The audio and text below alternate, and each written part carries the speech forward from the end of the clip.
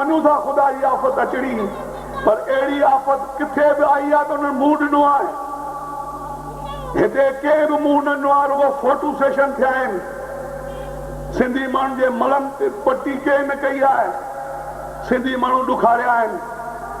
मूंखे हिकिड़े कामरेड हींअर चयो त इहे वरी साॻा वोट ॾींदा। मूं चयो था जे वोट ॾींदा त इहो बि मुंहिंजो तोसां वाइदा, पोइ हर अजदर खे आउं सलाम कंदुमि, हर वीज़र खे इजाज़त ॾींदुमि।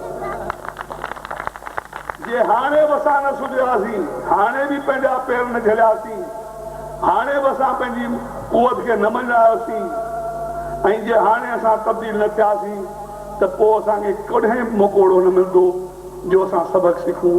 ही कुदरत जी हिकिड़ी आफ़त आई आहे। मलेशिया में जॾहिं अंग्रेज़ वियो, मलाई क़ौम ते ज़ुल्म थियो, उनखे शहरनि मां कढी ॻोठनि में मोकिलियो वियो। उते चाइना जी ॿियूं ॿोलियूं जॾहिं कब्ज़ो कयो त उते मलेशिया जा माण्हू उथी बि रहिया ऐं आख़िर में एतिरो कमु कयो जो अॼु सॼे मलेशिया में मलेशियाई ॿोली आहे। अॼु सॼे मलेशिया जा माण्हुनि खे पहिरीं ॾियनि था। सऊदी अरब में तव्हां वञो, उते तव्हांखे अरबी मिलंदी। ईरान में तव्हां वञो, तव्हांखे फारसी मिलंदी। दुनिया में चाइना में वञो, तव्हांखे चाइनीज़ मिलंदी।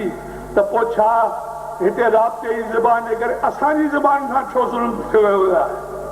असांखे ज़ुल्म छो कयो आहे? पछतो वारनि खे नथी लिखण जे असां सां ज़ुल्म न थिए, उर्दू जी जॻह ते असां सां इहो न थियणु खपे त असांजी क़ौमी ॿोली थियणु खपे, जेको असांजो हक़ु आहे, असांजो दाइमी हक़ु आहे।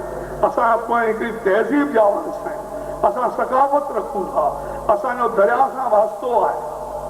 असांजी जेके कामरेड हिकिड़े पंफलेट में लिखियो, पली जानी खे पली जानी बणाए छॾियो।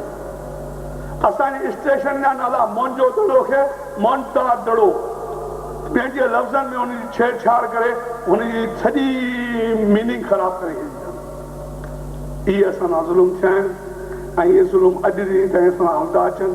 तंहिं करे असांखे खपे त पाण में मुतहद थियूं, इन करे मुतहद थियूं ऐं एतिरो पंहिंजे असेंबली जे मेंबरनि ते पावर विझूं त जेके असांजा मेन असांजा जेके आहिनि, उहे जेके मक़सद आहिनि उहे असांजा हल थियणु खपनि ऐं उन्हनि में असांखे सोपारा थियूं, असांजूं ॿोलियूं बचनि, असांजी तहज़ीब बचे, असांजा सिंधी माण्हू बचनि।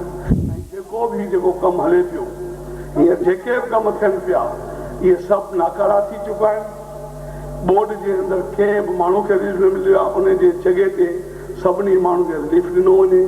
सभिनी माण्हुनि खे पंहिंजे घरनि ताईं पहुचाइण लाइ जेको फ़ाइदो कयो आहे लख लख रुपयो, उहो हिकदमि ॾिनो वञे ऐं हारियुनि खे वीचारनि खे एतिरो कर्ज़ु ॾिनो वञे जो पंहिंजी ज़मीन ते भाण ॿिज ऐं कल्टीवेटर करे सघनि ऐं उनजा कर्ज़ माफ़ कया वञनि।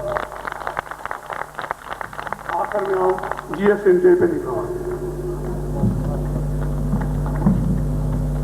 ही हो कामरेड अज़हर ख़ान जतोई सिंध